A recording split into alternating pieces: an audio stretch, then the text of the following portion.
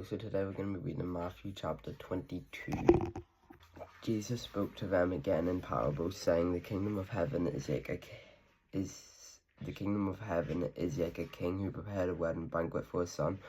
He sent his servants out to those who had been invited to tell them to come, but they refused to come. He sent more servants to tell those who have been invited that I have prepared my dinner. My oxen and my fattened cattle have been slaughtered, and everything is ready. Come to the wedding banquet. But they paid no attention and went off, one to his field, another to his business. The rest seized his servants, ill-treated them and killed them. The king was enraged. He sent his army and destroyed those murderers and burnt the whole city. Then he said to his servants, The wedding banquet is ready, but those I invited did not deserve to come.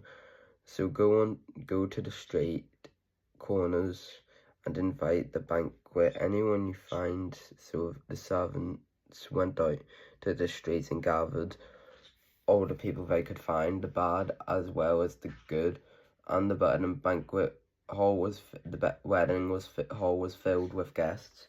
But when the king came in to see the guests, he noticed a man there who was not wearing wedding clothes. He asked, How did you get in here without wedding clothes, friend? The man was speechless. Then the king told the attendants, Tie him hand and foot and throw him outside into the darkness, where there will be weeping and gnashing of teeth. For many are invited, but few are chosen. Then the Pharisees went out and laid plans to trap him in his words. They sent their disciples along with Herodians. Teacher, they said, We know that you are a man of integrity, and that you teach the way of God in accordance with the truth. You aren't swayed by others because you pay no attention to who they are. Tell us then, what is your opinion? Is it right to pay taxes, the poll tax to Caesar, or not? But Jesus, knowing their evil intent, said, You hypocrites, why are you trying to trap me? Show me the coin used for paying tax. They brought him a denarius, and asked them, Whose image is on this inscription? But Jesus, knowing their evil intent, said, You hypocrites, why are you trying to trap me? Show me the coin used for paying the tax. They brought him a denarius and asked him, Whose image is on this inscription? Caesar, they replied. Then he said to them, So give to Caesar what is Caesar's, and give to God what is God's. When they heard this, they were amazed, so they left him and went away. The same day, the Sadducees, who say there is no resurrection, came to him with a question. Teacher, they said, Moses told us that if a man dies without having children, his brother must marry the widow and raise up his offspring for him.